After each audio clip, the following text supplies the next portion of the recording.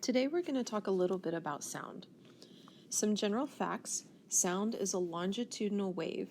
Remember, a longitudinal wave is one in which the medium moves parallel to the direction of the velocity of the wave. There are also two parts of a longitudinal wave, and sound is produced by the compression and the rarefaction of matter. So if you think about using a slinky as our example for having a longitudinal wave, a compression would be the parts where the slinky coils are squished together. So whatever your medium or material is, it's going to be squished. And then a rarefaction would be where the coils or the material are spread out and they follow a compression. I also gave you the analogy of cars at a red light. So if you think about cars traveling along and then the light turns red, all of those cars squish together and they're really close. And then as soon as the light turns green again, they spread back out like the rarefaction part of a wave. So now next time you're in a car with somebody and there's a red light, you can say, look, we're in a longitudinal wave. And then they'll stare at you like you're crazy. Haha, just some physics humor. Next, we're going to talk about the difference between loudness and pitch. Loudness depends on the amplitude of a wave. And for a longitudinal wave, the amplitude is referring to the size of the compression of the wave. Pitch, on the other hand, is the same thing as frequency. And the pitch of a vibrating object is related to the amount of material that vibrates.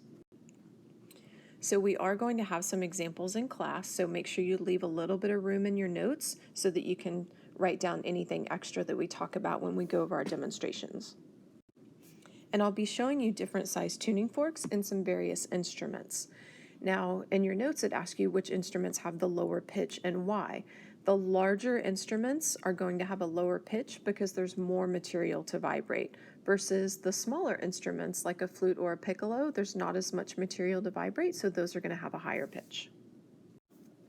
And our last topic for this lesson is going to be resonance. We're going to go over a couple of facts and then apply resonance to different types of instruments. First, fact number 1, when two objects have the same natural frequency of vibration, energy gets passed between them.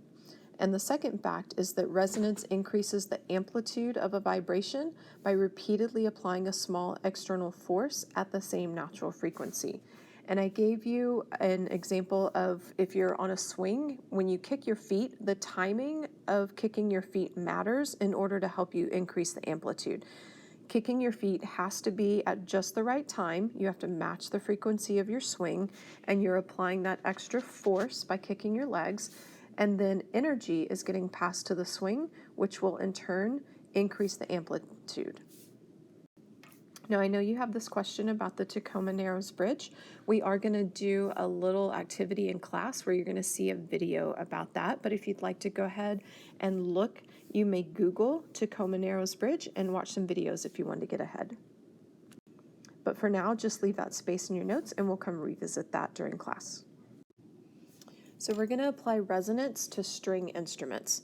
You guys should know by now I'm not the best artist, but imagine, if you will, a little guitar.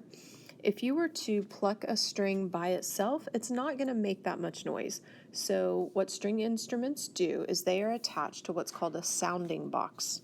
So when the string touches the sounding box, it's going to set that hollow wooden box into vibration as well. And with resonance, the vibration of the string passes back and forth with the vibration of that sounding box, and that amplitude gets louder and louder and louder as that resonance occurs, and that energy gets passed between the string and the box.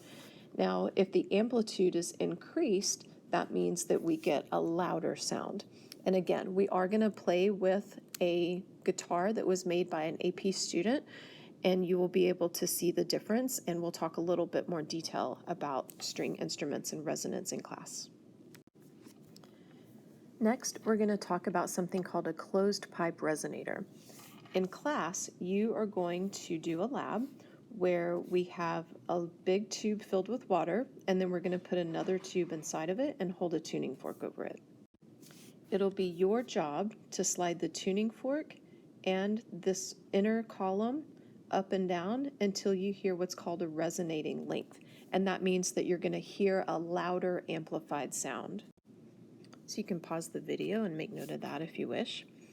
But during your lab, like I said, we're going to move our tuning fork and this inner tube up and down until we hear a loud sound. When that happens, the length of our tube, this white one, is going to be at an odd number of quarter wavelength. Every tuning fork has a particular wavelength and frequency assigned to it. So when we move this up and down, and let's say we get a loud sound right here, what we would be doing is measuring the length of this tube until it touches the water. This length is going to equal a fourth of that tuning fork's wavelength. If we were to continue and lift this taller, we would hear it get loud again. Then we would measure the length. The length of this tube or air column would then be 3/4 of the tuning fork's wavelength. Again, you're going to do this in class, so if it doesn't quite make sense to you right now, don't worry about it. We are going to practice. For right now, I want you to recognize that there's also something called an open pipe resonator. That means that we have a hollow tube that's open at both ends.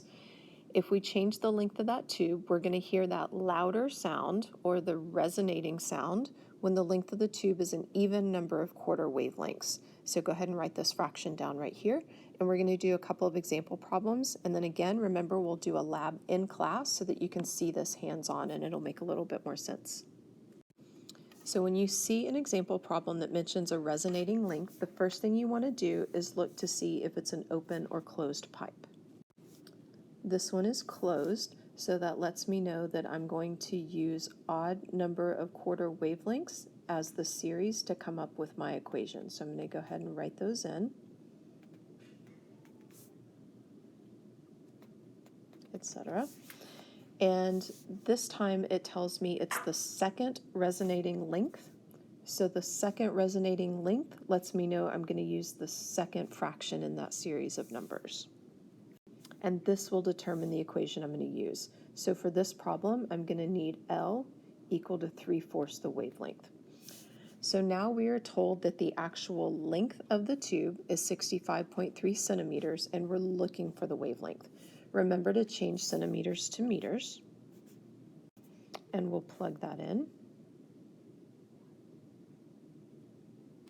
So that's our actual length of the tube, and we're looking for the wavelength. So I'm simply going to solve for wavelength. I can either divide both sides by 3/4 or I can multiply by 4/3. Either way, you should get the same answer. Hopefully you got an answer of 0.87, and wavelength is measured in meters. And that's all there is to this type of problem. Let's try one for open pipe. So remember, anytime you hear or read something about resonating lengths, we're going to first look and see if it's an open or closed pipe. This one is open. That lets me know I want to use the even number of quarter wavelengths. And then next, we'll determine which one of those fractions is going to be important for the problem.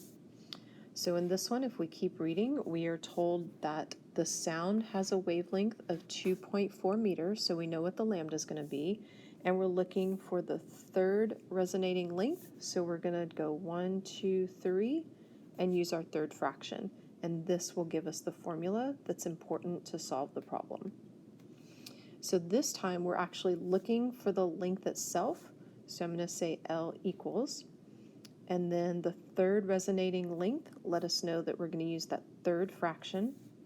And this time we were given the wavelength, so I'm simply going to plug in 2.4 meters and come up with my resonating length. And if you type that in, you should get an answer of 3.6 meters. This means that if I have a hollow open tube and I hold a tuning fork in front of it that has a 2.4 meter wavelength, and my tube is this long, that I'm going to hear a loud amplified sound. Again, I know that today's a little bit abstract, especially working with sound, but we are going to have several demonstrations and little instruments for you to get to play with and some lab activities so that you'll see this firsthand. So bring your notes with you and we can fill in some more information in class.